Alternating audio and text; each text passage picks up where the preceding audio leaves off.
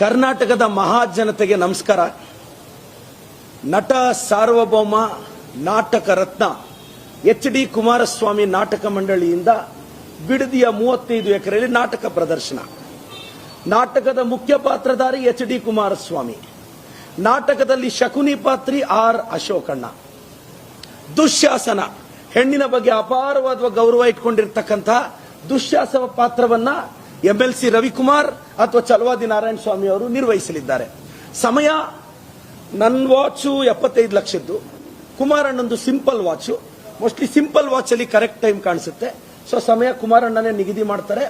ರಾಜ್ಯದ ಜನತೆ ಬಿಡದಿಯ ಎಚ್.ಡಿ. ಕುಮಾರಸ್ವಾಮಿ ನಾಟಕ ಮಂಡಳಿಯ ನಾಟಕ ಪ್ರದರ್ಶನ ಮತ್ತು ರೋಚಕವಾಗಿ ನಾಟಕವನ್ನ ನಿರ್ವಹಿಸುವ ಶಕುನಿ ಪಾತ್ರದ ವೀಕ್ಷಣೆಗೆ ಆರ್ ಅಶೋಕ್ ಅವರು ಅದ್ಭುತವಾಗಿ ಪರ್ಫಾರ್ಮ್ ಮಾಡ್ತಾರೆ.